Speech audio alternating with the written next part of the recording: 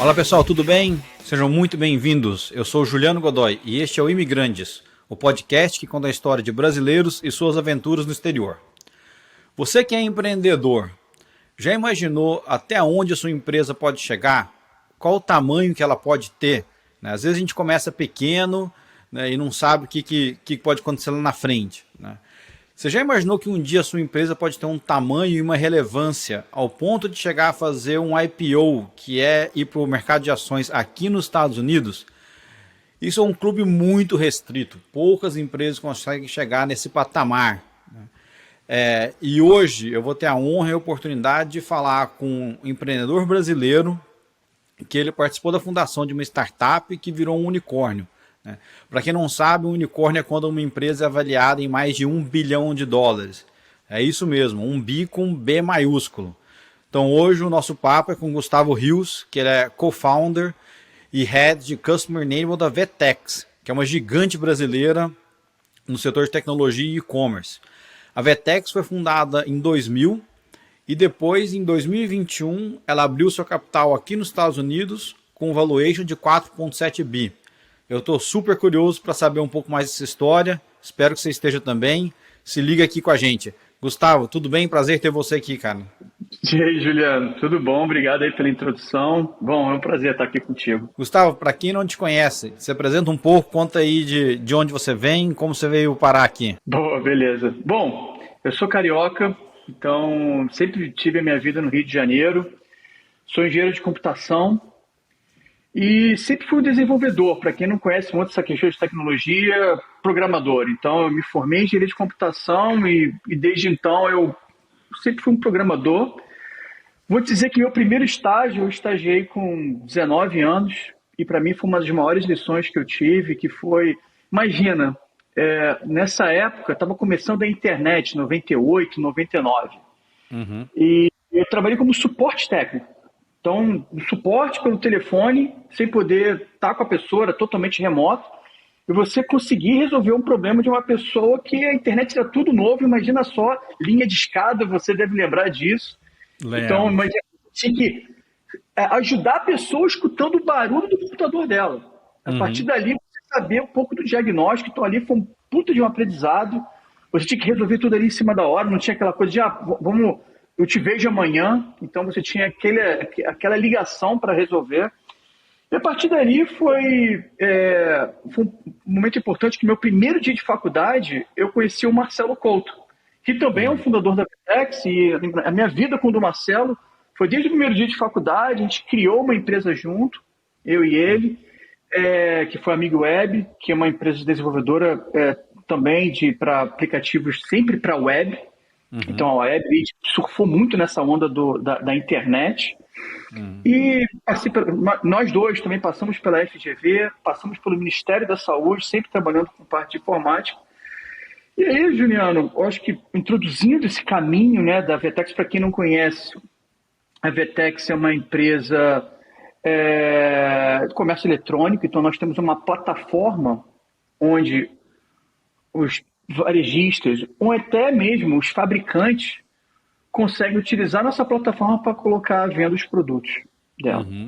E então, obviamente, a gente começou no Brasil, e a minha história um pouquinho antes vem quando, para mim, um dos maiores casos de sucesso no Brasil, nesse mercado de comércio eletrônico, foi uma empresa chamada Saks.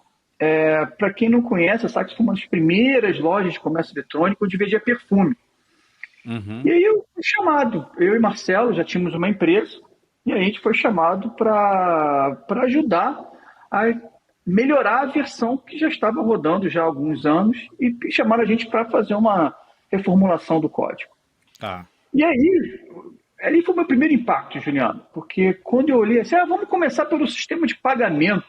Aí, tá bom, vamos ver o sistema de pagamento como funciona. A gente não acreditou o número de transações que ocorriam por minuto. Falei, cara, isso aqui está quebrado. Não é assim. Eu não consigo acreditar que existem 20, 30 transações por minuto, onde pessoas compram perfume online, sem ver, sem esperar, sem sentir, né? Não, é verdade, é isso mesmo. Então aquilo ali foi um super impacto. E aí Ali foi a primeira vez que você viu o tamanho do e-commerce. Primeira vez. Até então nunca tinha nenhum contato com comércio eletrônico. Eu acho que provavelmente eu devo ter comprado uma. Acho que não me lembro se eu tinha experiência, né, de comprar. Mas foi muito fascinante você ver assim, puxa, algo está acontecendo. E até ali, acho que nós tínhamos Americanas ali como também um expoente daquele momento. E aí, quando eu te pergunto, ok, mas quem construiu o código que está rodando agora? Foi a Vetex. E ali foi o primeiro contato. E aí, com esse contato, foi aí que eu conheci o Mariano e o Geraldo, que foram os fundadores da Vetex, lá, como você falou mesmo, em 2000. Até então, a história da Vetex ela não começa no comércio eletrônico em si, ela começa como uma empresa fazendo um produto para a indústria têxtil. E aí, para quem não sabe, Juliano, o nome Vetex, ele vem exatamente de vitrine têxtil. Muitas pessoas acham tecnologia, então, mas não, vem lá atrás para o software de vitrine, para vitrine têxtil. E aí a Saks foi o primeiro caso da Vetex de comércio eletrônico. E aí eu conheci tanto o Mariano quanto o Geraldo, e aí teve a ideia de assim, peraí, vamos juntar aqui, e já que a gente, em vez de fazer uma solução, uma nova versão 2.0 para a Saks, por que a gente não pensa aqui em fazer um produto que possa servir não só para o ramo de perfumaria, mas também para qualquer ramo? E aí, Juliano, foi a história aí a famosa história de garagem, vamos dizer assim. Então, poucas pessoas estão praticamente eu, Marcelo e o Geraldo. O Mariano sempre foi muito envolvido na parte da venda, então a parte técnica mesmo, nós três. A gente se fechou, praticamente fiquei em casa durante 1 ano e meio fazendo o produto. E aí você foi em qual ano? Foi mais ou menos? Isso foi 2006, por aí. Tá. 2006, então, ou seja, a Vetex já tinha uns 6 anos de estrada, etc. Você já tinha a sua empresa também, e aí em 2006 exatamente. Vocês juntaram para... Aqueles anos, assim, zero colheita. Só tomando na cabeça, sem praticamente quase receita. Mas tinha muito esse caminho e essa visão muito clara que algo estava acontecendo no comércio eletrônico, que a gente precisava surfar na onda. E ali era o momento também da gente se fechar e tentar construir o melhor produto possível.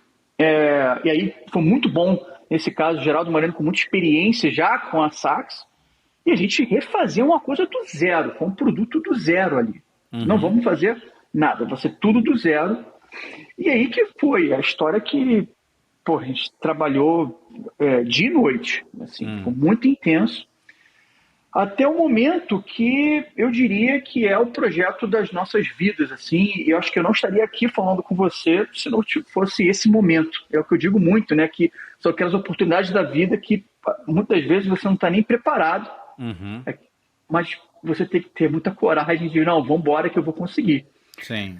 Porque é o momento que, depois de 1 ano, o Animate começou a ter aqueles primeiros clientes, né, clientes para testar a nossa solução.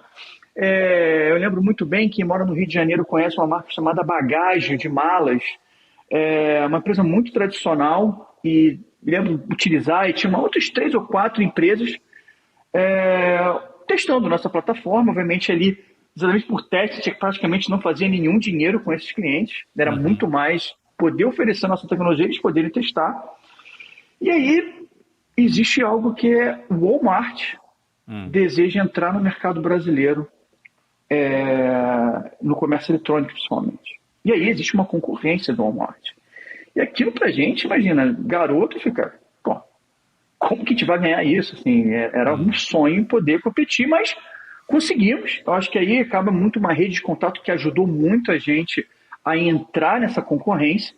E é uma concorrência muito feroz que vai muito além de qualquer concorrência de modelo comercial. Para você ter uma ideia, nós tivemos que ir para Hortolândia, em São Paulo, no laboratório da IBM, passar 4 dias, onde a IBM faz uma varredura no nosso sistema, no código, questões de segurança, qualidade e performance. Então, a gente até tem fotos aqui que a gente até mostra dentro da nossa empresa, que olha, beleza, tá legal, vocês estão chegando na empresa, uma empresa pública, numa outra dimensão, mas é importante saber da história. Então, Juliano, acho que ali foi um momento que eu mais trabalhei na minha vida.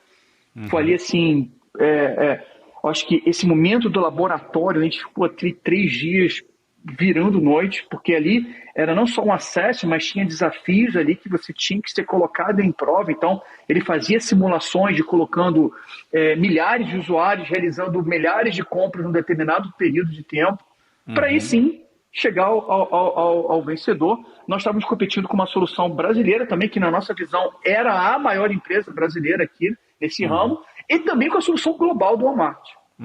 Então a solução global estava muito cotada, e aí também eu acho que teve algo muito positivo dessa diretoria do Walmart Brasil de apostar numa solução brasileira, porque eles poderiam estar muito confortáveis, eu vou jogar para a solução global, e se der certo, ótimo, se der errado, bom, é a solução global. Se não der, tem quem jogar a culpa, né? E você sabe muito bem que normalmente nessas grandes corporações existe muito essa questão de essa tomada de risco nem sempre é muito bem, né, muito, as pessoas não tomam tanto risco assim. Então, não, essa gestão do Walmart Brasil tomou muito esse risco, apostou, muito também pela dinâmica que tem uma empresa brasileira, a gente sabe as particularidades do Brasil, e que no global acaba acabam não sendo muito ágeis. Imagina, boleto não existe lá fora. Como que é essa questão bancária do boleto? A própria logística nossa é uma logística um pouco mais complicada. Então, bom, Juliano, em resumo, vencemos a concorrência. E aí você vê assim, vencemos, beleza, ótimo. Vencemos, temos um contrato na mão. E temos um prazo para entregar. A gente tinha basicamente 7 meses para entregar um projeto. E aí quando o Walmart decidiu, amigo, e não tinha nem equipe. Imagina, estava eu, Marcelo e Geraldo e mais algumas pessoas nesse momento, mas tivemos que ter escritório, porque até então não tinha escritório no Rio de Janeiro. As coisas aconteciam na minha casa, na casa do Marcelo, e as reuniões aconteciam lá e tal. E aí foi uma questão de você construir de fato uma empresa, e aí nesse caso no Rio de Janeiro, para poder criar esse time de desenvolvimento, de teste e tudo mais, e com prazo ali correndo. E o Walmart, quando fala assim, olha, legal, gosto da empresa de vocês, mas esquece esse produto que vocês têm, eu quero agora todas essas funcionalidades. Então, praticamente, a gente teve que também refazer o que a gente tinha. E foi ótimo, porque é o melhor caso nesse sentido, a gente ter um grande benchmark, né, uma empresa que a gente vai fazer um produto e esse produto vai ser testado, vai ser avaliado e vai ser um grande portfólio para a gente. Então, foram os 7 meses mais insanos que eu tive. Acho que todos nós, a gente fala hoje com orgulho, mas foram os 7 meses mais insanos que nós tivemos. Assim, Enquanto estava lá no olho do furacão, a conversa era diferente, né? Não, esquece família. Eu abdiquei. Família, abdiquei. Foi duro mesmo, não é uma história só de felicidade, a gente conta isso também. É uma história que você se abdica de muita coisa, cara. Você muitas vezes até se abdica de relacionamentos e tal, porque a pressão, obviamente, é muito grande. Era a primeira vez que a gente tem um contato e a gente sabe que lidar com um varejista também é uma pressão muito grande, existe uma expectativa grande, é uma empresa internacional. Mas eu diria que esse é o grande capítulo um dos mais importantes da Vetex. Acho que se não fosse esse momento, eu acho que, como eu falei, a gente não estaria falando aqui. Ganhamos prêmio depois disso. Então, depois de 7 meses, a gente ganhou o prêmio como melhor fornecedor. E a partir daí, foi só uma sucessão de colher os frutos desse projeto. Porque a partir daí a gente tinha um grande portfólio e isso tudo abriu muitas portas para a gente conseguir clientes, ou até contratações também e tudo mais. Então, basicamente, tentei encurtar aqui, mas essa foi um pouco da história, assim, dessa transição, como comecei essa história da Vetex. Que bacana, cara. E aí, assim, começaram, ganhou no Brasil, baita case, entraram simplesmente no maior varejista do planeta, então, uma excelente porta de entrada. Como que veio, então, a expansão internacional? Né? Começaram no Brasil, em algum momento vocês falaram, olha, o Brasil o mercado, a gente tem que expandir mercado, foi planejado ou os clientes passaram a ir atrás de vocês, falaram, olha, eu vi a solução do Walmart, faz para mim também, como foi? Não, o primeiro país internacional foi a Argentina. E aí eu acho que isso é um pouco da nossa, o retrato um pouco da nossa cultura.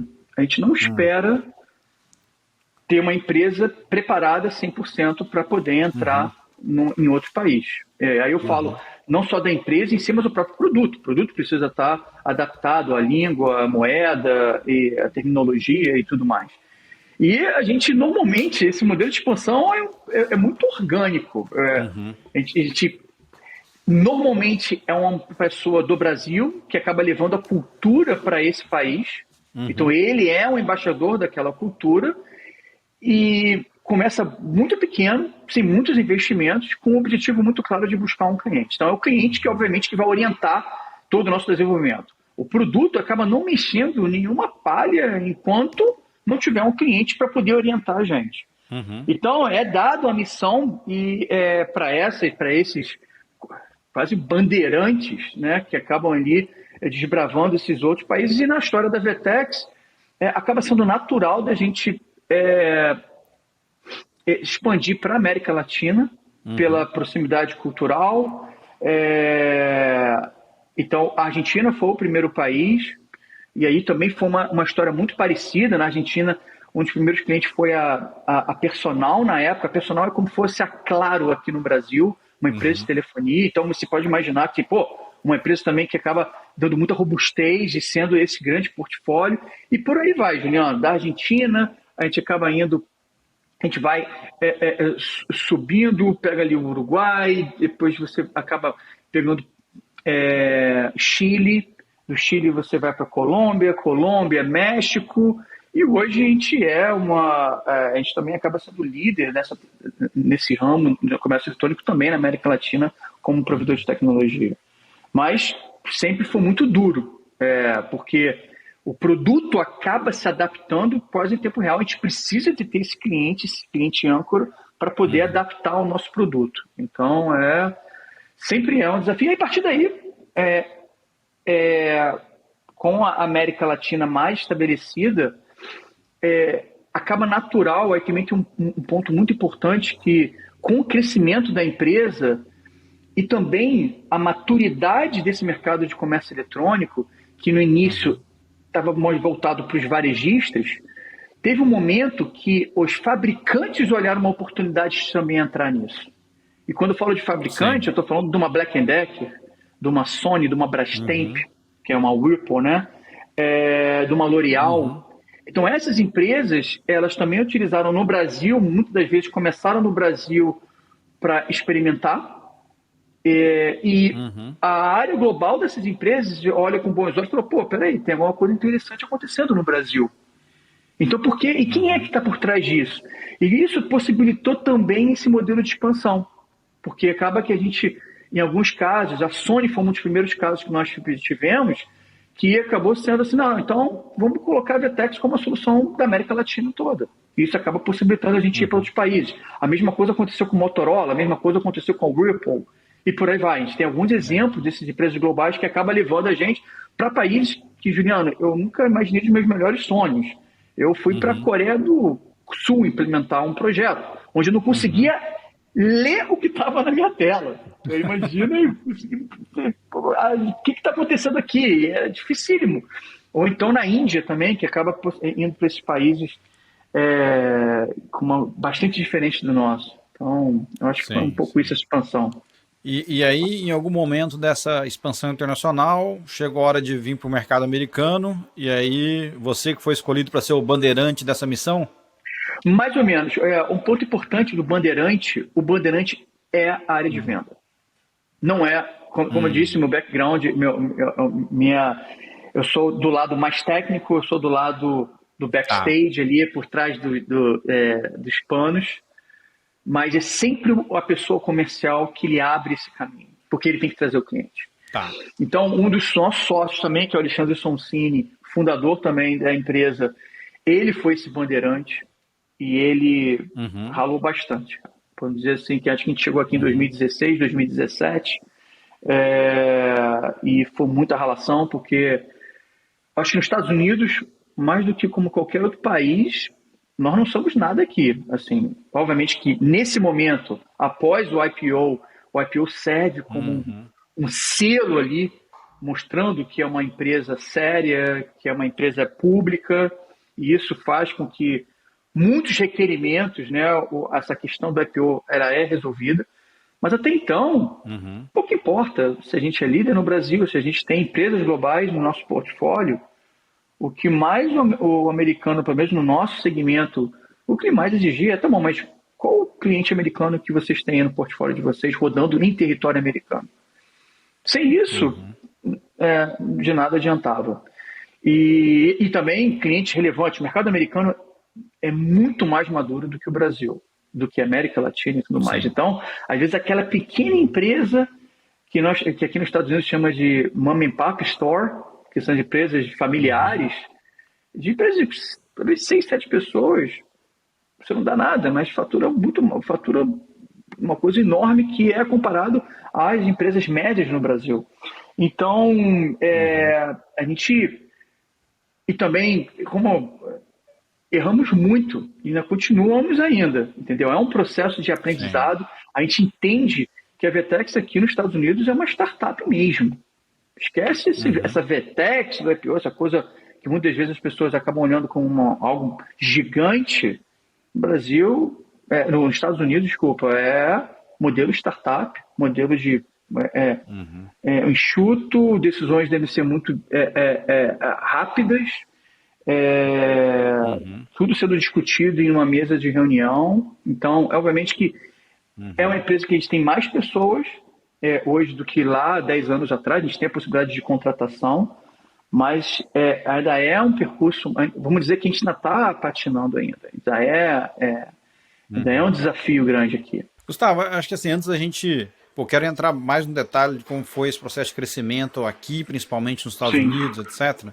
Mas, se você não se importar, eu queria que você contasse um pouquinho da sua experiência pessoal, né? Porque, assim, você contou que lá no começo,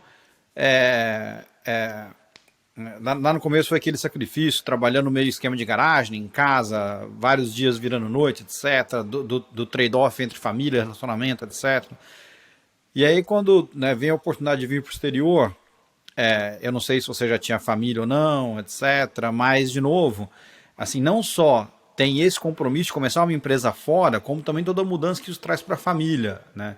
Então, eu gosto de falar sobre isso aqui no podcast, porque, assim, acho que muita gente tem esse sonho, e às vezes romantiza um pouco, né, esse negócio de, não, vou morar fora e vai ser tudo uma maravilha, e não sei o quê, mas tem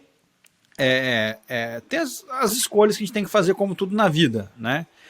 E aí muita gente vê o lado, o Gustavo, né, bem sucedido, empresário, grande empresa, tal, mas, assim, como é que você, sei lá, equilibrou, como é que você conduziu também a sua vida pessoal nesse processo? Perfeito. É como você disse mesmo, cada escolha é uma renúncia. Então...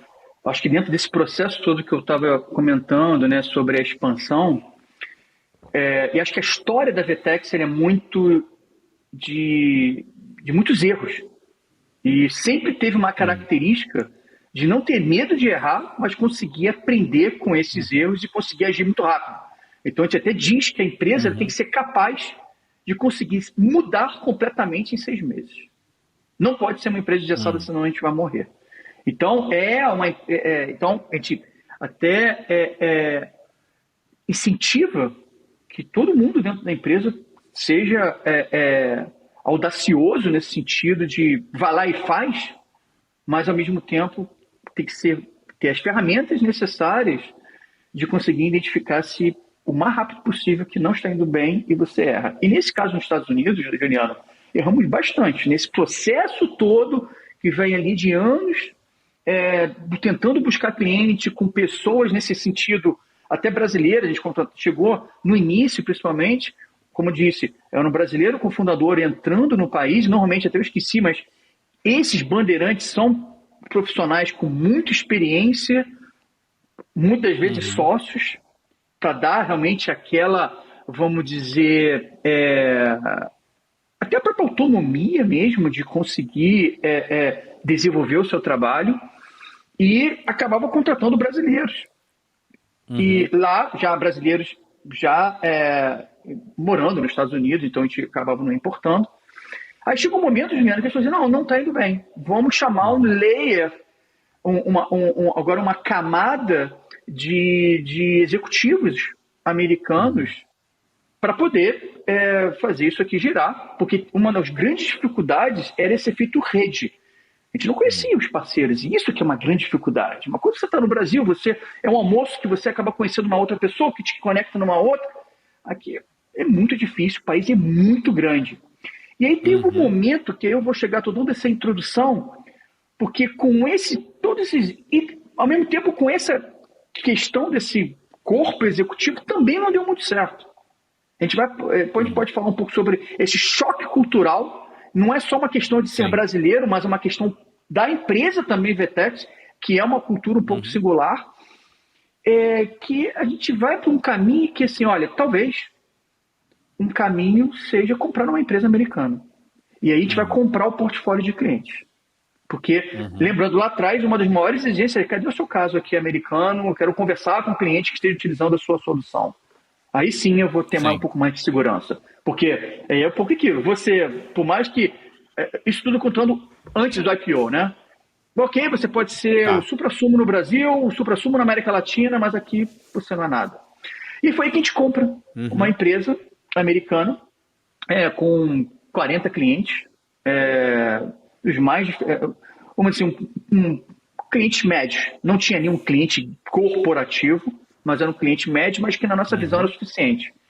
E aí tem uma outra lição. Beleza, compramos uma empresa. E agora, quem vai fazer a migração para utilizar o nosso produto? Porque existe também uma questão, sempre foi uma premissa dentro da empresa, que temos um único produto com uma única versão para suportar todos os nossos clientes.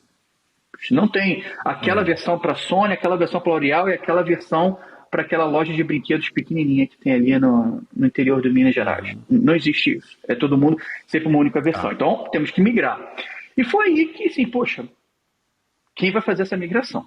E aí entra a minha história, que, assim, precisava ter essa ajuda para fazer essa migração. Essa migração precisava ocorrer também o mais rápido possível. A gente tinha ali uma obrigação de conseguir acelerar isso. E aí foi... Eu te diria que não sou o melhor exemplo, até eu digo lá na empresa, né, que às vezes as pessoas querem saber como foi. Eu falei, olha, eu talvez seja um dos piores exemplos para falar como foi, porque eu saí do Brasil em menos de 30 dias. Então, esse centro de urgência era tão grande que foi uma questão... Obviamente que eu tinha um desejo pessoal de ter essa experiência lá fora. Eu nunca tinha saído do Rio de Janeiro, Juliano, para morar. Nunca morei fora do Rio de Janeiro. Sempre fui muito próximo dos meus pais. Meus pais sempre moraram no mesmo bairro, assim, 500 metros de distância. Sempre fui muito próximo, sou muito ligado à minha família. Mas eu sempre quis ter essa experiência. Eu queria também muito aperfeiçoar o meu inglês. E sempre foi uma coisa que eu não... Fui daquela geração que as pessoas faziam intercâmbios, tiveram essa experiência. Eu nunca tive isso. E sempre ficou uma coisa... Eu estou um pouco mal resolvida, sabe? Assim, puxa, eu queria ter isso e tal. Eu falei, não, eu quero viver isso, eu quero ter esse gostinho, até sair um pouco dessa zona de conforto. Porque sair do país, eu vou entrar um pouco nisso, talvez a gente fale, fora o profissional, existem diversos desafios. Assim, todo dia, eu diria, principalmente no início, todo dia você tem um desafio, você tem uma surpresa, no início... eu me sentia muito idiota mesmo, não conseguia entender. Então, a minha migração foi muito quase na emoção, nem tanto racional. Eu vim, inclusive, até com visto de turismo mesmo, não esperei sair com meu visto de trabalho. Então, eu vim para cá, obviamente, com um processo como sócio da empresa e tudo mais, era uma questão de tempo, mas era preciso essa migração o mais rápido. Então foi isso, Juliana, assim, esse que foi a minha introdução, assim, eu tinha que fazer essa migração desses clientes socorrerem. Mas é muito difícil, cara. E aí, para botar um pouco de pimenta nessa minha mudança, depois de 3 meses aqui, entra o Covid. Pandemia, lockdown. Cara, Então, chegou no final de 19, então. Exatamente. Eu cheguei aqui em outubro de 2019. E aí foi... Assim, eu diria que teve um lado muito positivo, porque eu sempre morei em apartamentos pequenos, entendeu? E aqui nos Estados Unidos, pelo menos no sul da Flórida, onde eu moro, você tem a facilidade de você morar em casa. No lugar que eu tenho aqui praticamente não existe prédio. E morar em casa, numa pandemia, é o melhor cenário. Você consegue ter um quintal, você consegue andar na rua um pouco. Então, eu acho que isso ajudou muito. Para mim, foi uma grande mudança na minha vida. Então, eu acho que nesse sentido foi muito importante ter vindo para cá. Eu fico imaginando como seria a pandemia morando ali, como muitos brasileiros ali do Em Nova apartamento. York. Ou então, mesmo em Nova York, imagina. Então foi, como eu falei, não foi tão racional e eu vim com família já, esqueci de falar isso. Eu vim com uma filha de 2 anos e com a minha esposa. Então, nessa coisa da filha, teve um ponto positivo, porque como ela tinha 2 anos, não tinha raiz ainda, não tinha nem. Estava ainda numa creche, então não teve esse problema de adaptação, vamos dizer assim. Para minha esposa, no início foi muito difícil, obviamente, porque imagina, você vem para cá sem praticamente sem um ciclo de amizade. Obviamente que a escolha do bairro onde nós moramos é uma escolha estratégica, porque já tínhamos 2 pessoas da Vetex que já moravam aqui, então a gente, obviamente que isso mitigou muito esse problema de isolamento, então isso foi importante.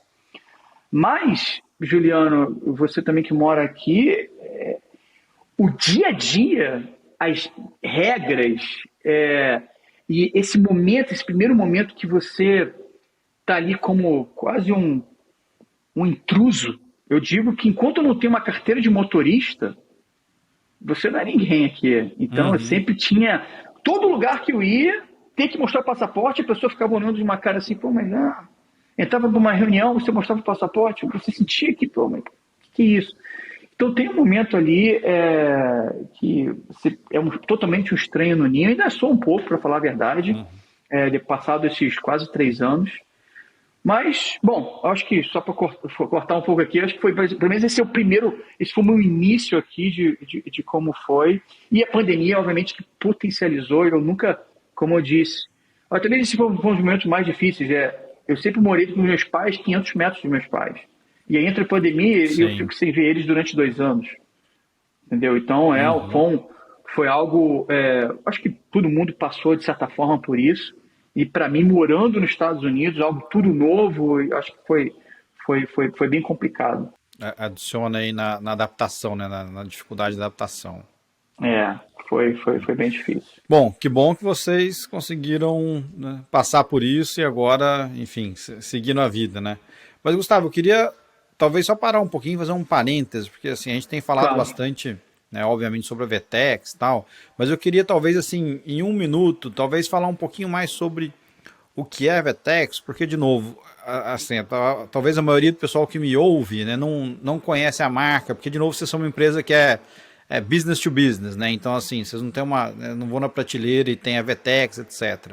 Então, assim, né, para quem não conhece, explica um pouquinho, eu vou tentar, talvez, aqui do meu jeito, assim, para mim, vocês são aquele motor que fica no comércio eletrônico, né? Então, às vezes, você vê um site, como você citou, Americanas, ou L'Oreal, ou mesmo Walmart, mas quando a pessoa vai lá no carrinho, né, vai no site do Walmart, faz uma compra, escolhe o produto, vocês são aquele motor que está por trás, né? Então, se fosse um carro, né, tem a marca que é Fiat, GM, vocês são aquele motor que está ali dentro. É um bom paralelo, assim, para traduzir? É um bom paralelo. É um bom paralelo. Eu diria que, além do motor, também, eu diria que todo o carro, inclusive roda, motor, suspensão, mas fica de fora, por exemplo, a pintura.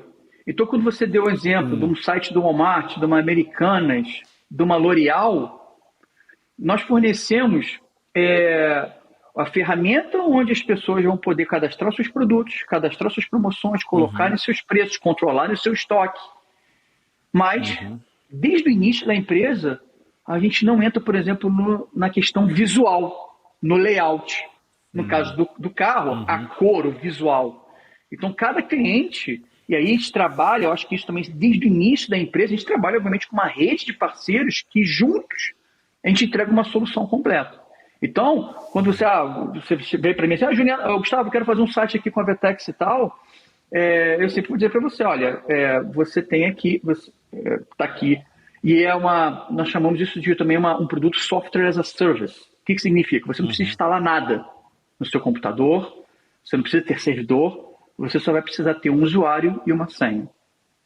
Então, você vai fazer esse cadastro, você tem um usuário e senha, você vai entrar nesse site administrativo da Vetex, onde você vai fazer toda essa gama de configurações, e aí você sempre vai ter um parceiro onde dependendo do profissional, as próprias empresas também podem fazer a identidade visual, o layout. E cada um tem a sua identidade visual. Então, eu tentei explicar de uma forma mais simples aí possível. E a Vetex acaba que ela tem clientes dos mais diferentes tamanhos e segmentos. Você vai ver clientes Então vendendo... não é só um Walmart, uma Sony, L'Oréal da vida, tem também tem cliente também, menor. Obviamente que o produto, ele é um produto enterprise. Então, eu digo que aquele cliente pequeno, que tem ali 4, 5 profissionais trabalhando naquela loja, fazendo ali 10, 20 vendas por dia, ele usa o mesmo produto que uma Sony tem. Ele usa o mesmo produto com as mesmas funcionalidades. Cabe somente saber se ele vai querer usar aquilo tudo ou não. Por exemplo, a gente tem a funcionalidade de você poder retirar em loja, se aquela empresa tiver em várias lojas físicas, então pode fazer a retirada na loja, ou então pode receber em casa, pode combinar essas modalidades de entrega no mesmo carrinho, de compra, mas cabe a cada cliente utilizar as funcionalidades de acordo com o seu negócio. Então, sim, a gente tem aí 3 camadas de clientes, desde o pequeno até realmente o enterprise. Hoje, a Vetex ela possui, vamos dizer assim, mais de 2.000 clientes. A gente está em mais de 40 países. Então, em mais de 40 países existe uma solução Vetex acontecendo ali. E é algo que também é muito importante, que a gente é bastante orgulhoso nisso. Todo ano existe o Vetex Day. Não sei, Juliano, se você já ouviu falar no Vetex Day. O Vetex Day é um evento que a gente já faz isso aí há quase 10 anos, acho que já tem 10 anos que a gente faz esse evento.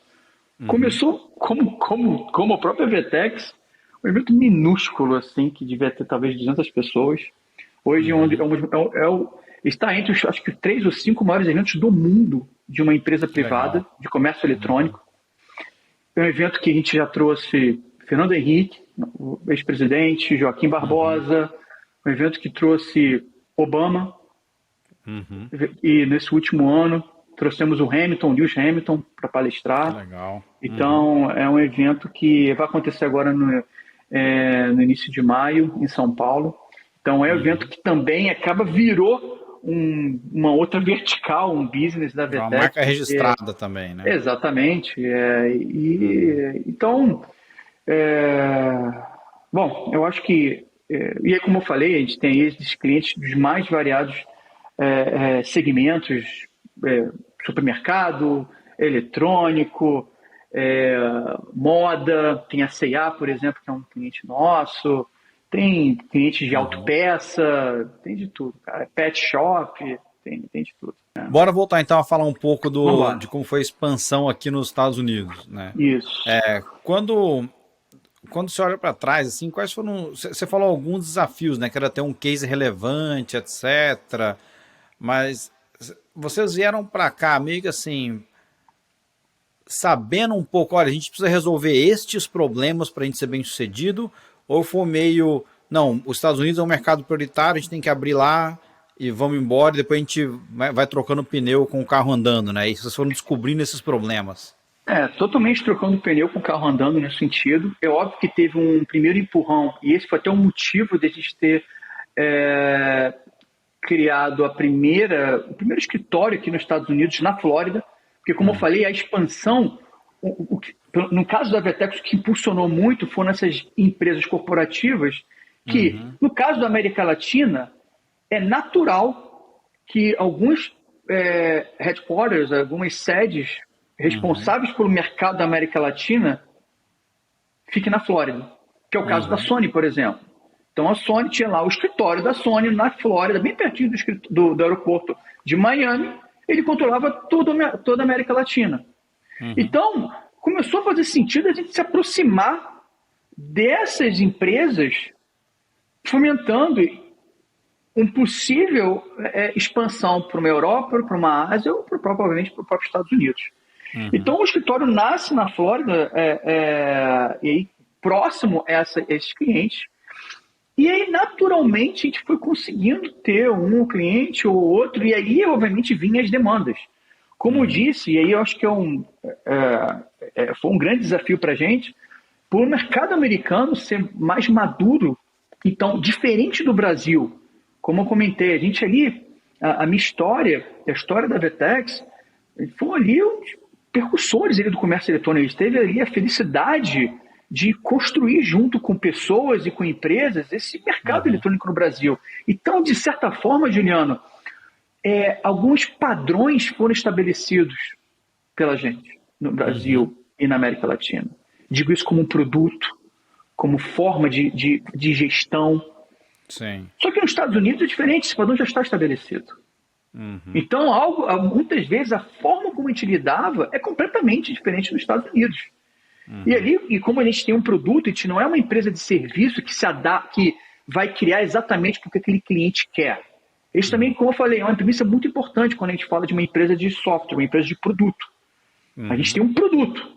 Ele precisa ser adaptável, sim, mas a gente tem, pelo menos no caso da Vetex, tendo muito cuidado de não sair construindo 15, 20, 30 versões. Que aí depois começa a ficar muito difícil você manter. Perde escala, né? Exatamente.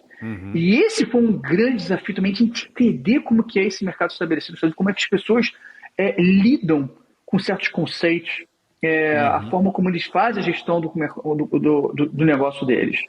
Então, isso foi, e como você falou mesmo, o avião ali trocando, fazendo a manutenção em voo mesmo. Então, a gente levando essa demanda para o escritório, para a equipe de engenharia, para poder fazer essas evoluções. E aí foi isso, cada cliente colocando no ar, vai se aperfeiçoando. Mas eu te diria que eu acho que isso não se enquadra só nos Estados Unidos, eu acho que como qualquer expansão, mas eu diria que o maior desafio para uma empresa, pelo menos eu vou dar aqui o nosso exemplo, na expansão, é a empresa ser global. Porque quando você faz a expansão, não adianta você tentar resolver os problemas com o seu time do Brasil. Você precisa ter um time local para entender a cultura, para se conectar, para ter aquele conhecimento que é vital, aquela rede de contatos, né? É vital isso. Então a gente precisava ter uma equipe americana, uma mescla.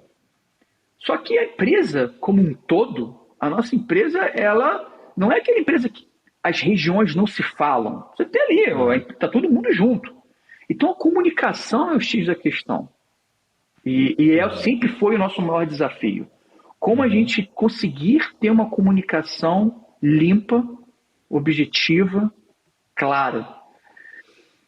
E para isso, a empresa tinha que se desenvolver para uma linguagem única, o inglês. E é muito difícil isso, cara. Principalmente pela origem brasileira, né? E eu diria que latino é pior ainda. Pior no sentido mais desafiador. Pelo menos a nossa experiência. Então você conseguir colocar, colocar esse senso de urgência e da mentalidade que tudo que te for apresentado, desenvolvido, sempre ter essa cabeça que você precisa se comunicar em inglês. Porque, imagina, você contratar as pessoas em inglês e as pessoas não conseguirem se conectar com as outras pessoas da empresa, essa pessoa não vai ficar na sua empresa. Vai ficar isolado ali, e isso é muito ruim. A Vetex também tem uma característica muito orgânica. Então, esse ainda é um desafio, Juliano. Não está vencido essa barreira, mas isso vai desde o produto. O time de desenvolvimento ele precisa pensar desde os primeiros passos de desenvolvimento de uma funcionalidade, pensar em inglês. Assim, os nomes, né, desde a parte do código, precisa ser de uma linguagem universal. Passando pelo financeiro, então os rituais da empresa, as apresentações são todas em inglês. Então a gente tem rituais hoje onde a gente coloca toda a empresa na mesma página, que precisa ser inglês. E isso é desafiador pra caramba, Juliano, porque a gente acaba perdendo profissionais por conta disso. Porque o profissional fala, cara, não, mas eu não sei falar inglês, e acaba sendo acuado. A gente até oferece incentivos de benefícios de aulas de inglês, professores que rodam as regiões e tudo mais. Mas esse é um desafio muito, para mim, é o maior desafio quando a gente diz expansão, chama-se a comunicação dentro da empresa. Isso é muito complicado. Bom, eu acho que, como eu falei também, eu acho que como desafio, como você me perguntou, a falta dessa rede de pessoas era fundamental também.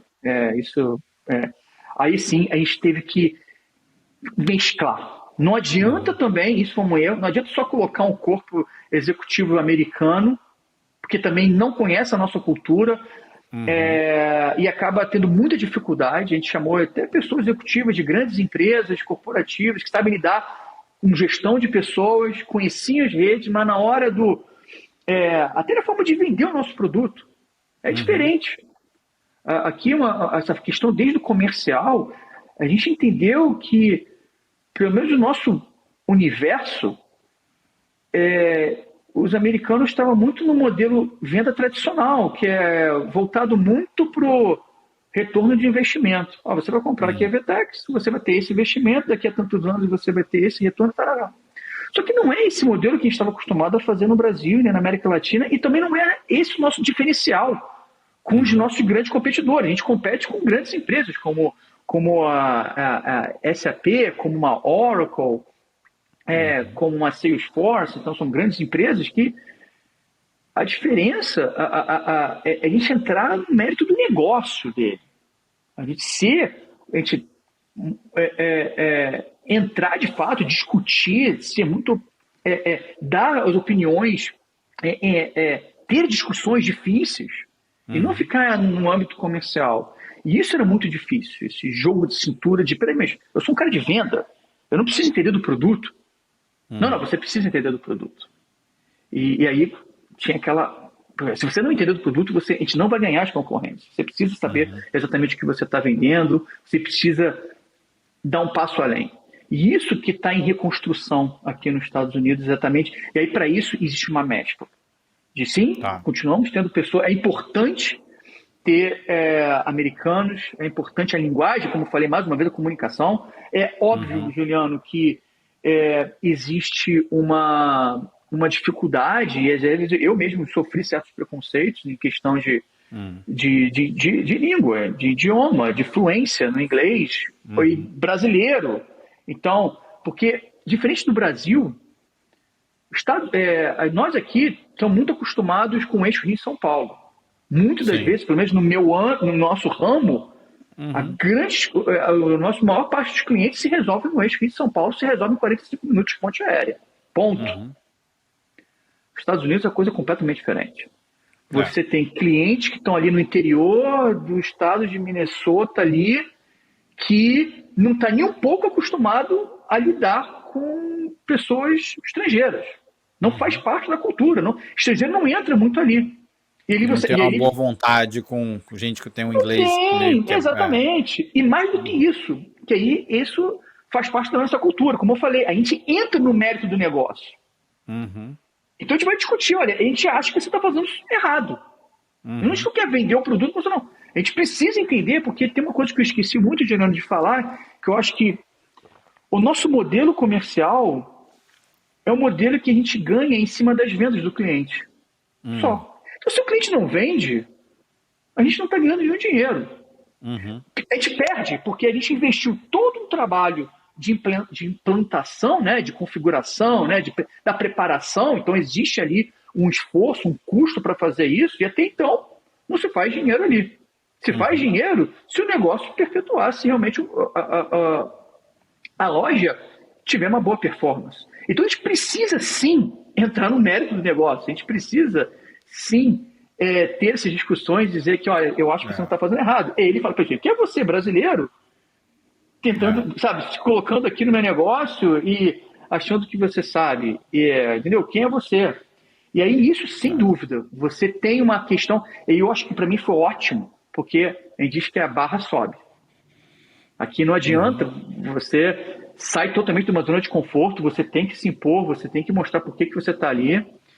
E eu acho que talvez o que mais fica claro é que, cara, a gente não deve nada para ninguém mesmo aqui para os Estados Unidos. A gente sim tem Sim. condição total de mostrar como se faz as coisas. Sim. E eu nunca vou me esquecer, Juliano, que também faz parte da nossa vida aqui nos Estados Unidos participar de eventos, né? Eventos são muito importantes também para a construção dessa rede.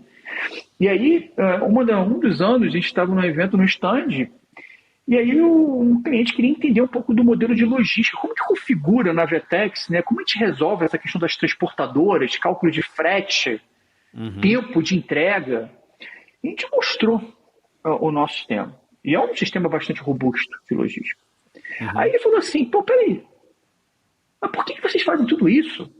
Ele falou, não, porque existe uma realidade assim, assim, assado no Brasil, que é muito mais complexa do que a realidade aqui nos Estados Unidos. Aí ele falou assim, pô, estou super confortável, porque se vocês já resolveram essa complexidade que é enorme nos países menos desenvolvidos, isso aqui, nesse sentido, é muito mais simples, vocês vão conseguir resolver. Então tem essa troca que é muito boa, né? Essa troca de... Os problemas, muitas das vezes, são mais complexos no Brasil, e acaba a gente trazendo essa inteligência, essa experiência aqui para o mercado. Então isso é um fato muito positivo. E Gustavo, cara, você tocou num ponto que para mim é fascinante, que é cultura, né? Tanto cultura organizacional quanto cultura de países, valores, etc. E eu queria falar um pouquinho mais com você, queria ouvir dos seus aprendizados sobre, né, cultura organizacional, sobre os aprendizados e as barreiras que vocês tiveram que enfrentar nessa expansão, porque assim, tem muita gente, né, independente de ser brasileiro ou não, que assim, vem com uma certa, talvez, arrogância de achar, olha, eu tenho o meu modelo, é assim que funciona, vou chegar lá, vou meter o pé na porta e é assim que vai ser, e acho que vai conseguir com isso, né, replicar o modelo. E aí, quando vem para cá, principalmente, está com a cara na parede, porque, de novo, né, não entende, não respeita as peculiaridades locais, né? Quais foram o que vocês aprenderam nessa jornada? Isso você tem toda a razão sobre essa questão de se adaptar. Bom, a cultura nossa já é uma cultura bastante diferente até para os moldes do Brasil, tá? Não é uma cultura, porque é uma cultura que, obviamente, que ela vai se modelando de acordo com o tamanho da empresa. Uma coisa é você ter uma cultura ali, alguns processos, quando você tem uma empresa de 50 pessoas, uma coisa como a gente tem mais de 2.000 pessoas na empresa, em dezenas de países. Mas é uma cultura que, como eu falei, existe um incentivo muito grande de você ter a liberdade de você fazer o que você acredita. É um ambiente que a gente procura criar, que nós chamamos de um ambiente de sem desculpa, o no excuses. Aqui, muitas das vezes, no modelo tradicional, onde você tem uma hierarquia muito clara, existe o chefe, que tem um outro chefe, que tem um outro chefe, que tem uma outra pessoa que reporta, que tem um pouco da desculpa de, desculpa, eu não consegui fazer isso porque o meu chefe não me respondeu. Eu não consegui fazer isso porque o meu sistema que eu precisava não foi aprovado. Eu queria fazer isso, mas esse evento também não foi aprovado. Então, sempre tem um ambiente muito de desculpa que você acaba sempre colocando, culpando outra pessoa. Então, a gente sempre teve uma mentalidade de a gente tentar minimizar ao máximo esse tipo de desculpa. Você vai lá e faz. Você tem a sua responsabilidade, você vai ter muita liberdade, mas com isso você vem em suas responsabilidades. E isso é uma dificuldade muito grande, que a gente sabe que tem muitos profissionais que esperam uma orientação, esperam que alguém toda hora fique puxando no braço, você vai fazer isso aqui, se você fizer isso, ano que vem você vai fazer aquilo, não sei o quê. E tem então aquele plano de carreira muito bem definido, que não estou criticando, mas é aquela previsibilidade que a gente acaba indo para um caminho não tão previsível. A gente sabe exatamente para onde tem que ir, mas pode ser que você precise esperar um ano para você almejar aquilo. Basta você entregar, ou então é tudo do que você está fazendo.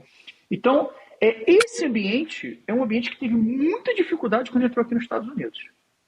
Porque aí eu te digo, na minha experiência, que o americano é mais conservador nesse sentido. Ele realmente e não estou aqui julgando, porque de certa forma também a gente aqui, eu diria que nós brasileiros, a gente tem um modo de sobrevivência ligado desde o início das nossas carreiras, o tempo todo. Então, até sempre super ligado, a gente está sempre preparado para as mudanças, para as adaptações, em todo momento. Aqui, você vê que por ter também uma economia forte, em que tudo se resolve, o Estado vai estar lá e em algum momento ele vai conseguir reverter aquilo, existe algo que... E tem algo muito interessante, que assim, eu não vou me matar para trabalhar. Eu vou entrar aqui às 9, vou sair às 5, e outro dia, e acabou. E eu vou ser muito eficiente naquelas minhas horas, e pronto. E também eu vou fazer o que tiver sobre o meu leque aqui de descrições, de job description. Aqui. Eu estou aqui para fazer o que eu fui contratado. Ponto. Não vou fazer nada além daquilo, também não vou fazer nada menos, eu vou ser eficiente. Isso pelo menos foi, não estou generalizando, mas é muito da experiência que eu tive aqui, tá? Eu sempre tento muito cuidado, não, você está generalizando. Não, mas a minha experiência, na maior parte, é muito de um ambiente muito conservador e tal. E a gente, ainda mais quando vem para o Brasil, e eu acho que esse é um ponto muito positivo, até por estar longe da família, longe dos amigos, um ambiente muito ainda, vamos dizer assim, nebuloso. Você não sabe nada, tem muita gente. O que você sabe fazer ali é trabalhar. Então você acaba trabalhando muito. E esse trabalhar muito faz você se diferenciar também. Então, essa mescla é muito importante quando você faz essa expansão, de trazer também esse time que vai dar aquele gás. E, olha, como qualquer outro cliente, ele gosta de ver as pessoas realmente trabalhando muito e querendo fazer o melhor. Então, eu acabei até me perdendo aqui no início da questão. Me lembra aqui, Juliano, qual era... A gente está falando da questão cultural, né? Das adaptações culturais, aprendizados. Perfeito. E aí, isso ficou tão claro para mim, Juliano, durante a pandemia. Enquanto no Brasil, a gente, durante a pandemia, empresas que estavam vendendo brinquedo passaram em 3 dias vender roupa. Ou em 5 venderem alimento. Porque tiveram que se adaptar, fazendo parcerias, porque a gente sabe, né, que no impacto do Covid, empresas fecharam, né, a rede de fornecimento acabou ficando muito escasso e as pessoas acabaram tendo que se adaptar e buscando outros fornecedores, fazendo outras parcerias e vão embora. Então, no Brasil, isso ficou muito latente com muitos dos nossos clientes, exatamente para aquele modo de sobrevivência que eu estou falando. Por outro lado, eu vi clientes aqui nos Estados Unidos nossos que simplesmente fecharam a empresa, tanto online quanto físico, e assim, não sei o que eu vou fazer. Fecha. Aí você me põe, gente, você vai fechar tudo. Como que vai funcionar? Eu não sei. Sabe aquela coisa do... Entra um pouco do algo que nunca passou. A gente é uma geração, eu sou da geração de inflações ao mês maior do que 50% de inflação ao mês. Final da década de 80 ali. Aqui, agora que a inflação está um pouco maior do que o normal, já tem aquela coisa toda. Como que eu vou fazer? Meu Deus! Então, tem esse choque muito cultural, mas eu vejo isso com muito bons olhos, de como a gente consegue se destacar também por um outro lado, através desse, como você falou muito bem, essa forma de adaptação. Mas tem mais. Por exemplo, uma outra coisa muito interessante que ocorreu. Aqui nos Estados Unidos, a cultura de home office ela já é muito amadurecida, né? Enquanto no Brasil começou essa cultura por conta da pandemia, aqui mesmo, quando a gente entrou aqui nos Estados Unidos, essa cultura já existia. Até porque, como a gente sabe, os Estados Unidos, diferente do Brasil, ele sai daquele eixo Rio de São Paulo. Então você ali tem pessoas que moram com muitas boas empresas, com fortes polos, países muito diferentes, e é muito difícil a logística. E daqui para a Califórnia, não dá para fazer um bate-volta mesmo. Assim, você vai gastar 3 dias para você ir lá fazer uma reunião e voltar. Então, essa questão do home office e também a questão do fuso horário acaba sendo muito normal isso. Então, foi algo que nesse sentido a gente também aprendeu muito com eles, e aí tem uma questão, vamos falar um pouco de cultural, da pontualidade.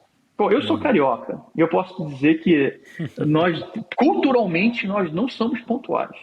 Entendeu? Você marca lá 9 horas, você chega. Até não sei que você vai numa festa, começa 9 horas, você vai chegar às 10 horas, 10 e meia, você não vai chegar às 9. E aí você vê que aqui tem uma questão que é onde a pontualidade é levada muito a sério. A pontualidade, a falta de pontualidade é desrespeito. Com certeza. Então, isso fez mudar. Eu mudei exatamente a você se preparar mais, entendeu? Aquela coisa que no Brasil e na América Latina, um pouco da informalidade. Nós somos latinos, então nós somos... a gente é aquele povo mais enérgico, a gente tem aquela questão de falar demais, né? A gente gosta de conversar, gesticular. Eu vejo aqui algo muito mais pragmático, muito mais conciso. Se você marcou 30 minutos, são 30 minutos, e não vai passar daqueles 30 minutos. Existe um respeito muito grande pelo tempo que foi colocado por cada um. E aí eu começo a entender, Juliana, aí é uma opinião muito particular, que morando aqui você começa a entender o porquê das coisas também. Eu vou te dizer,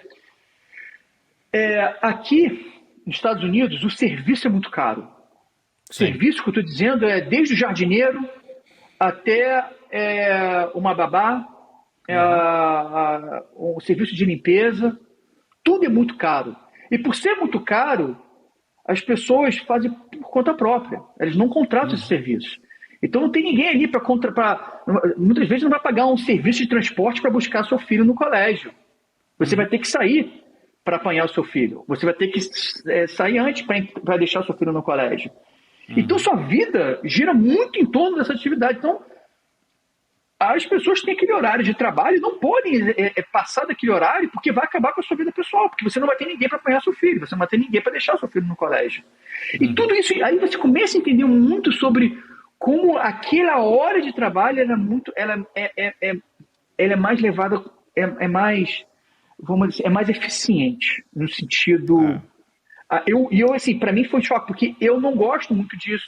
Eu gosto muito daquele, vamos tomar um café, vamos conversar, porque muitas vezes ali saem ótimas ideias, ótimas decisões, ótimos esclarecimentos, não são em salas de reunião, mas são exatamente nos papos de corredor e tal, no café. E eu vejo que essa é um choque. Aqui tem uma coisa muito, não tem essa... A própria almoço, né, Juliano? Almoço não tem hora de almoço como aqui. Na frente do computador. Como na frente do computador, você não interage. Então isso... Tem lados positivos e negativos, como eu falei, mas para mim foi essa adaptação, né? Assim, é bem diferente. Mas acho que uma vez você entende, você respeita, né, e se adapta, né? Tenta se adaptar. Então, né, você pode ainda fazer o seu café, mas talvez você programa um café, né? Meio que põe na agenda o café com o pessoal. Outra coisa, eu até anotei aqui uns pontos aqui para falar, né? A própria apresentação, Juliano, isso foi uma coisa que eu também aprendi quando eu vim para cá. Mais uma vez, muitas vezes, quando você vai ter uma reunião com o cliente, quando eu tinha minhas reuniões no Brasil, nem apresentação eu fazia. Eu falava, né? Eu explicava, mostrava ali e tal, era muito... Eu senti... Aí também tem muito essa questão da empresa não era nada aqui nos Estados Unidos, então você tinha que se provar ao mesmo tempo, mas eu vejo eles muito... visuais. É muito importante ter essa apresentação, o que você falar ser representado por algo visual. Desde um fluxo e que não fique somente restrito na fala. Então isso eu mudei. Eu, por exemplo, adaptei um pouco esse meu discurso por conta dessa necessidade. E isso ajuda muito a você ser conciso na sua comunicação e respeitando o tempo. Um outro ponto que eu também, e isso foi uma lição muito aprendida, exatamente pelo pragmatismo deles, e esse foi muito do meu papel no Brasil, eu sempre tinha esse papel de gerenciamento de crises. Poxa, crises acontecem toda hora. E você muitas vezes, você pegava, eu ia lá, eu batia lá na porta do cliente, eu ia conversar, eu ia colocar minha tapa-cara ali, eu ia explicar para ele o que aconteceu. E você resolve a crise ali, cara a cara. Uhum. E aí tem, né? Acho que nós acaba tendo muitas vezes discussões, às vezes tem aquelas ameaças, pô, mas isso aqui não vai acontecer, se acontecer a próxima vez eu vou sair, não sei o que e tal. Ou então, negociações de contrato, fica vamos dizer assim, aquela fricção, né? Aquele momento ali que, às vezes, levam-se várias reuniões para que você acabe resolvendo aquilo. Aqui nos Estados Unidos é diferente. Porque, assim, mais uma vez, né? A minha Sua experiência. experiência, ele muitas vezes ele é muito silencioso. Ele não expressa muitas vezes contentamento, aquela coisa de sair gritando, né, ligando para vocês, bravejando, ou mandando aquele e-mail desaforado várias vezes. Não. Ele vai reportar que aconteceu aquele problema e tal, mas vai chegar um momento que ele vai simplesmente dizer que, olha, eu gostaria só de encerrar o contrato com vocês, tudo bem, obrigado pela parceria, e acabou. Ah, não, mas vamos marcar uma reunião. Não tem reunião, a decisão está tomada e sem problema e tal. Então, isso também, você aprende também com isso. Há 2 pontos, é você tirar um pouco dessa emoção e, obviamente, você tem que se precaver e você ser mais detalhista, estar mais atento às mensagens que às vezes não são tão claras como eram mais claras na América Latina, e aqui você tem que estar mais atento, porque você vai receber aquela mensagem e não vai ter mais forma de você contornar, a decisão vai estar tomada, você não vai conseguir reverter. Mas também tem um outro lado super interessante, que para mim, eu sou um cara muito de emoção mesmo, na forma de falar, né, na forma de interagir com as pessoas, e de você também separar muito bem a amizade, a sua relação pessoal do profissional. E eu vejo aqui, e tem uma questão talvez cultural aqui que sabe diferenciar muito bem isso. Total, assim. Profissional, não, mas nada vai mudar, amanhã talvez, daqui a 2 dias vai estar fazendo um churrasco, e é isso aí, vai acontecer o churrasco, e vai acontecer, mas o profissional é uma outra coisa completamente diferente. Então foi isso, por exemplo, eu tento aperfeiçoar, né, nessa minha jornada aqui. Isso tem algo que me ensinou bastante. Gustavo, uma coisa que eu pensei aqui, né, te ouvindo ao longo desse papo, acho que hoje, de novo, hoje a VTEC já é um nome conhecido, né, já está na bolsa, fizeram um IPO, para vocês recrutarem gente, vocês já tem uma marca que atrai gente, tem o VTEX Day, que vocês trouxeram gente de renome, etc. Então acho que quem vê o sucesso de hoje, né, não sabe, né, poucas pessoas sabem o que vocês passaram lá na garagem, né, naquele comecinho. Cara, quando vocês estavam lá, né, vocês, aquela meia dúzia de gente no começo, tal, né, em algum momento vocês sonharam chegar onde vocês chegaram? Ou isso é tipo way beyond your wildest dream? A gente nunca almejou assim, eu vou dizer, de ser essa empresa, de abrir o capital. Eu acho que naquela empresa da garagem, eu tenho sempre nesse sentido, eu sempre estou olhando para o que tem que ser entregue naquele momento. E aí, a consequência daquele seu trabalho vai te levando, e quando você vai ver, puxa, olha onde chegamos. E nunca almejar, não, vamos trabalhar. É óbvio, Juliano, que chega o momento da empresa e nesse caso do IPO, que você precisa se adaptar para poder abrir um capital, para poder abrir seu capital para poder se tornar público. Existe uma série de processos, de validações que devem ser feitos no âmbito financeiro, de pessoas e tudo mais. Mas, cara, nunca teve isso. Eu acho que sempre foi muito assim. Eu acho que no início da empresa, na verdade, era um modelo de sobrevivência mesmo. A gente não tinha condição de pagar uma folha depois de 3 meses. Era essa a situação. Em alguns momentos, a gente abdicou de salário. Não dá. A gente vai ter que pagar as pessoas. Então, ou vamos reduzir o nosso salário, ou realmente a gente vai ter que ficar sem o salário por esse 1 ou 2 meses até aquele contrato fechar.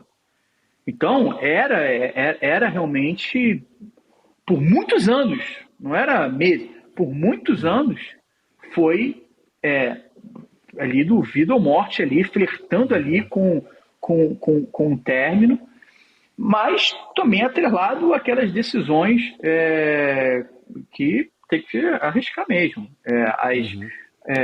Aquisições, por exemplo, de empresas, né? Então, a história da Vetex também é uma história de aquisições, né? Então, a gente foi adquirindo outras empresas, mas principalmente pelas pessoas, não pela empresa, às vezes nem muito pelos clientes. Era pela admiração que a gente tinha daquelas pessoas que estavam liderando aquelas empresas, que a gente gostaria que eles cumprimentassem a gente. E aí, o processo para mim foi, no meu caso, foi muito natural, é totalmente fruto daquele seu último ano que você foi lá, isso abriu portas, aí desenvolveu, foi um novo país, um novo cliente. Bom, e não terminou, Juliano. Muito pelo contrário. Eu acho que agora. Acho que agora é só o começo. A gente sim tem grandes sonhos. A gente tem como eu falei, a gente tem uma ambição de ser, aí sim, falando de uma ambição maior. A Vetex não é uma empresa que resolve os problemas dos nossos clientes sozinha. Assim. Como você mesmo falou, né? A gente é um motor com algumas outras peças ali, mas não é tudo. Então a gente tem uma rede grande de parceiros.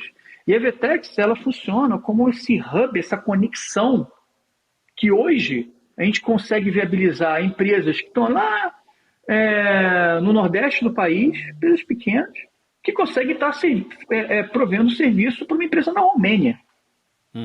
Então a gente é esse elo dessas empresas de tecnologias regionais, não só do Brasil, também na América Latina, que acabam... Eu estou dando esse exemplo porque elas são empresas que têm mais conhecimento da Vetex, porque obviamente, eles trabalham com a gente há muito tempo e acelerando o desenvolvimento de outras empresas lá fora. E que é ótimo para todo mundo. Então, a gente tem essa ambição de ser esse grande hub, né, nesse segmento de comércio eletrônico. Então, baseado no histórico de vocês, tenho certeza que vão conseguir. Acho que é isso. Os Estados Unidos, como a gente falou aqui, está só começando, cara. Eu acho que o IPO foi ótimo para diminuir, para mitigar aquela barreira de quem é você. Não. Aqui é uma empresa séria, uma empresa pública, então, e aí, vamos fazer agora. Então, acho que a gente está agora nesse momento de solidificar aqui, né, nos Estados Unidos. E, Gustavo, a gente falou bastante de tempo aqui ao longo desse episódio, então, assim, eu quero respeitar o teu tempo. Não, pode mais aí, cara. Eu tenho mais 1 milhão de perguntas, mas vou respeitar o teu tempo. Mas aí, não, vamos embora, porque, cara, eu esqueci de falar. Foi isso que eu falei, eu falo demais, cara. Eu vou ficar falando aqui. Tá tudo certo, cara. Aprendi bastante aqui. A Mari faz os cortes aí, ajuda a fazer os cortes. Não, mas vamos para um quadro que eu chamo de rapidinhas, tá? Então são 4 perguntinhas, meio que fala para mim, papum, primeira coisa que vier na sua cabeça, né? Tá bom. Você está aqui desde 2019, como você falou, o que você ainda mais sente falta do Brasil? Bom, além, obviamente, dos amigos, da família, bom, como eu falei, né? Eu sou carioca e eu sinto muita falta, ainda mais porque eu moro na Flórida, no sul da Flórida, onde é um lugar que você só anda de carro.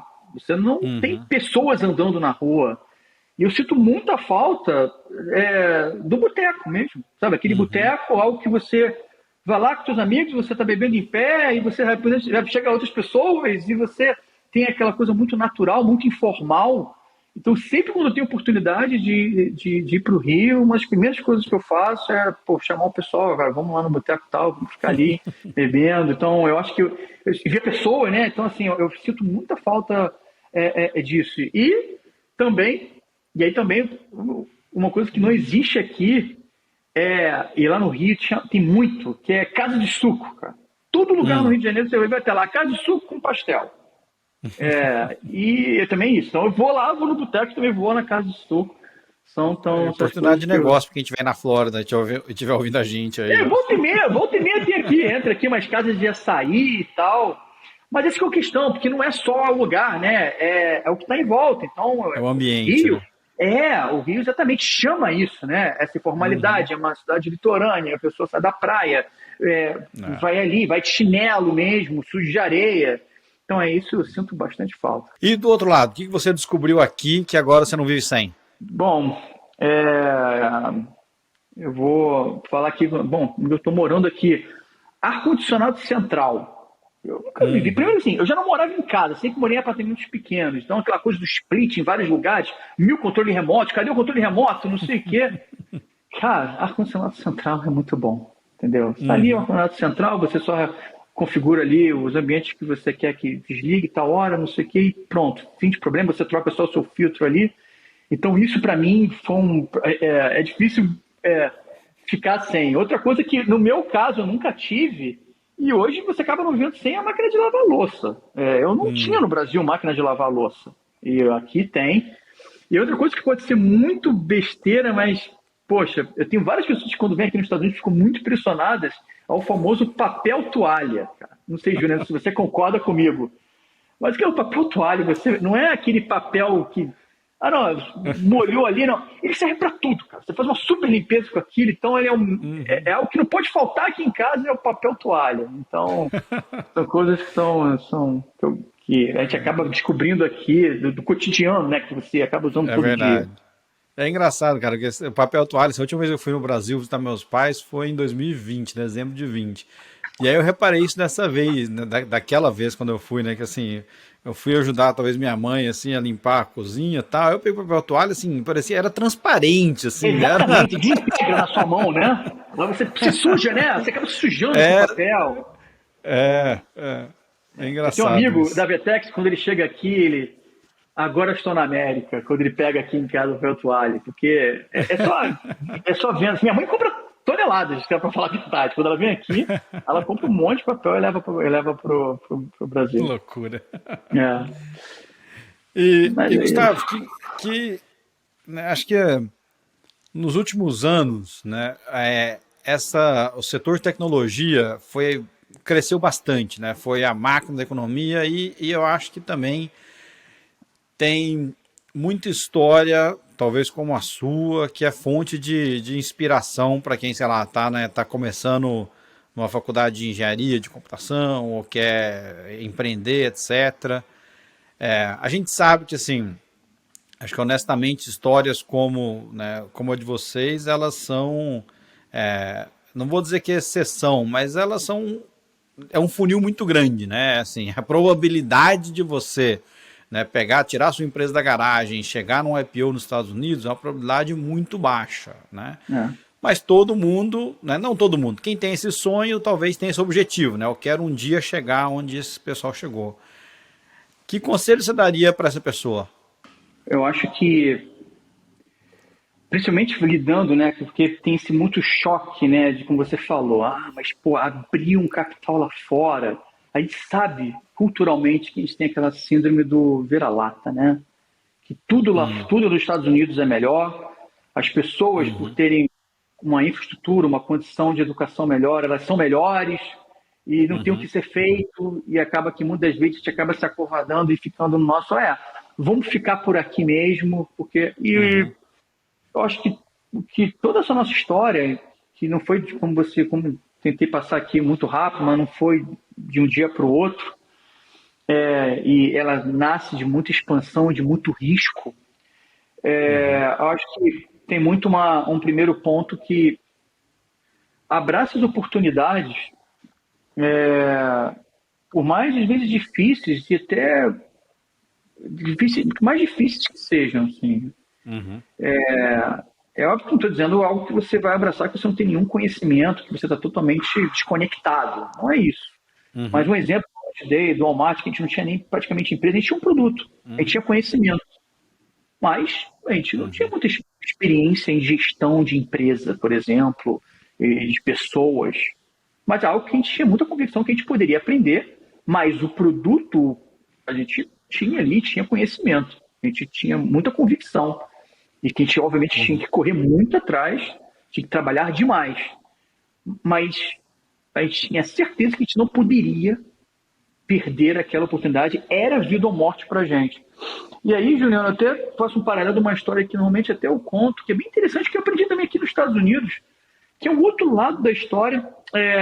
É um conhecido nosso que ele faz pizza. Aí você contrata aqui, o cara faz a pizza aqui na sua casa, então bota ali no quintal, ele monta ali o negócio, faz a pizza, e conversando com essa pessoa, aí eu vou comer, pô, a pizza é ótima. E aí, como que tá a sua vida aqui nos Estados Unidos e tal? Aí ele falou, pô, pois é, sabe o que aconteceu? Eu tava ali, eu fui fazer pizza na casa de uma pessoa, e ele adorou. E ele é o diretor de um estádio na Flórida, do time de hóquei da Flórida. Sabe, hóquei no gelo. Que é famoso aqui, né? Obviamente que é um esporte popular aqui. Não tanto, obviamente, como beisebol e futebol americano, mas é um estádio, cara. E aqui você vê, os estádios têm uma puta de uma infraestrutura, né? O menor estádio aqui tem a puta de uma infraestrutura. E o cara ofereceu para essa pessoa um espaço para ele vender pizza nos jogos de hóquei. Ele declinou, cara. Ele declinou. Caramba. Porque ele falou, puxa, eu acho que é muito para mim. Acho que não vou conseguir fazer. E é esse que é o ponto, entendeu? Eu acho que esse essas são as decisões, muitas vezes, da vida profissional que muda, cara. Assim, mas não é fácil mesmo. E você assim, é muita incerteza. A única certeza que a gente tem é que tem que trabalhar muito. Você vai ter que trabalhar demais mesmo. Você vai ter que abdicar de muita coisa. Mas é aquela linha muito tênue, entendeu? Talvez a vida dessa pessoa poderia estar completamente diferente. Ele ia ralar pra caramba, ele ia buscar, porque ele não tinha time, entendeu? Mas, no meu caso, eu tinha falado pra ele, cara, você sai buscando, vai buscando familiares para te ajudar ali, mas é um momento seu ali. E que pode dar errado, mas você tentou. E eu acho que esse, para mim, eu acho que eu tento usar esse pouco desse paralelo, embora com diferentes proporções, mas as decisões são muito ali. É algo muito distante da sua realidade, mas que é factível. E eu acho que esse é uma... e também, usando esse exemplo da pizza, porque é uma pizza brasileira, tá, Juliano? Não é uma pizza nada americanizada, não. O cara trouxe tudo, e os americanos, e aqui o pessoal gostou. Então, também falando do estado da Vetex, a gente não deve nada para ninguém aqui nos Estados Unidos, cara. A gente sim, eu acho que esse é o nosso sonho grande como empresa, da mesma forma que você tem ali o mercado, né, estabelecendo como, vamos lá, dizendo que os alemães, falando de carro então, né, os alemães sendo muito conhecidos pela excelência, né, das montadoras, como também a própria Índia, né, como também hoje um celeiro, né, um exemplo, né, de mão de obra, de telemarketing e tudo mais. Por que a gente aqui também não pode ser, hoje, o Brasil, ser um celeiro desses profissionais de tecnologia? Entendeu? Eles são excelentes desenvolvedores. Por que não o Brasil se tornar também celeiro? E eu acho que a Vetex, nesse sentido, ele é um exemplo, que a gente, sim, pode exportar isso. Então, eu acho que tudo isso muito pela nossa formação como brasileiros, como essa resiliência que a gente tem, né? Esse jogo de cintura, adaptação muito rápida, faz parte hoje do nosso cotidiano. Então, acho que isso talvez seja talvez o meu maior conselho, Juliano. E, cara, por fim, tem um filme, um livro, um podcast que você gosta e quer deixar de recomendação aqui para quem está ouvindo a gente? Tem. Pô, e por um tempo na Vetex, a gente falava que para entrar na empresa para entender a empresa, era muito importante ler um livro. É um livro que ele não é de tecnologia, ele é um livro que eu até diria que ele chega até a ser um pouco utópico, tá?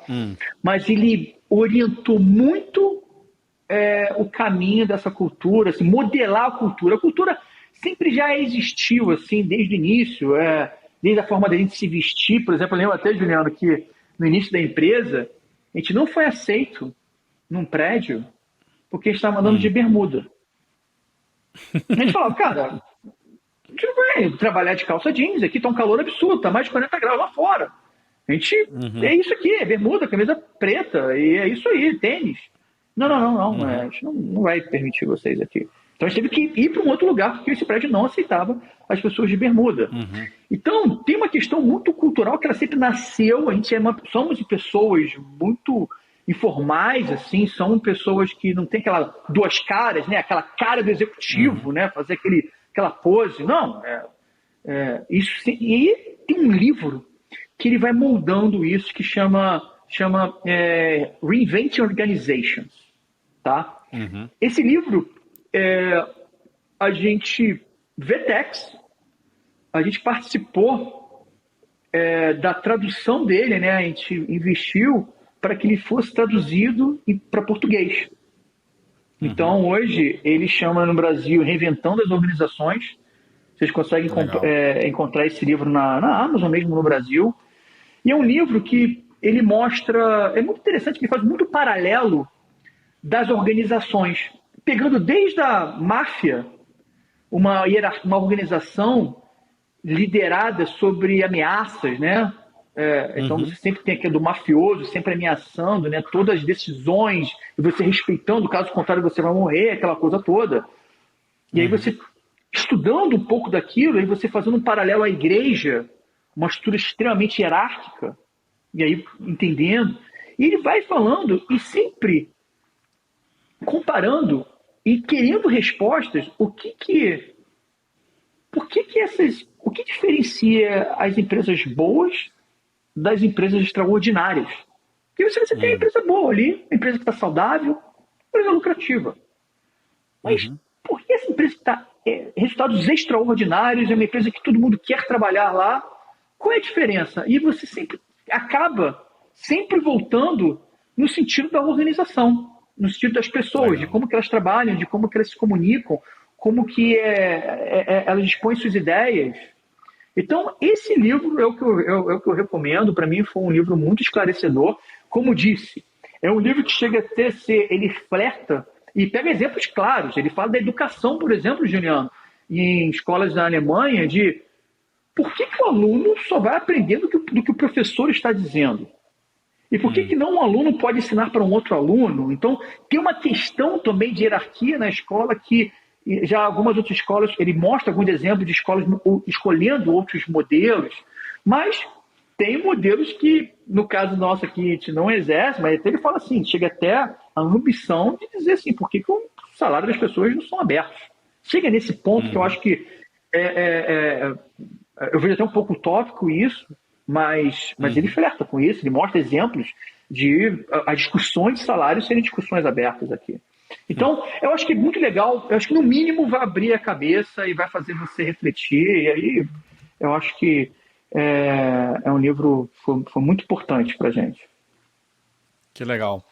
Boa dica. Gustavo, cara, papo alto nível, obrigado pelo seu tempo, aprendi demais. Queria te agradecer. Onde o pessoal te acha? Deixa aí o seu merchandise aí, se quiser.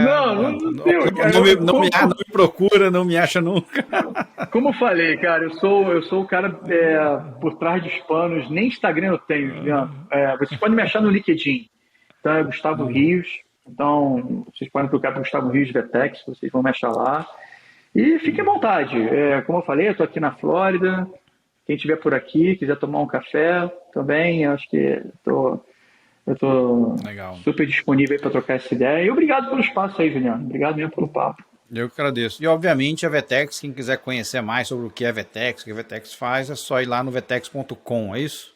É isso aí, vtex.com e o VTEX Day. VTEX Day é um evento que ele não é um evento do produto VTEX. Ali é um evento que vai ser discutido principalmente varejo, tendências e ter esses speakers, como a gente está falando, né? Essas pessoas que elas vão muito mais além de tecnologia ou além de comércio. Então, como eu disse aí, o Lewis Hamilton são pessoas inspiradoras, como também o Obama. Então, vamos ver quem que vai ser esse ano aí. Esse ano, muito bacana. Tá bom? Gustavo, de novo, muito obrigado. Te agradecer demais pelo tempo, pela disponibilidade, por compartilhar sua história com a gente, conversa de alto nível. Queria agradecer também todo mundo que acompanhou a gente aqui pelo YouTube ou pelo Spotify. Eu sempre digo que o tempo é o bem mais importante que a gente tem. Então, o fato de você ter passado esse tempo aqui com a gente me enche de orgulho, de gratidão. Vou pedir também para quem está acompanhando pelo YouTube, se não se inscreveu ainda, vai lá, se inscreve no canal, compartilha, dá um like. No Spotify a mesma coisa, se inscreve lá para receber notificação. Né? Hoje foi um episódio de tecnologia, então para quem sabe disso, a única maneira do algoritmo, né, fazer o podcast crescer é o número de inscritos, é o número de like, compartilhamento. Então me ajuda aí com o algoritmo. Pessoal, é isso aí. Eu fico por aqui, até a próxima. Tchau.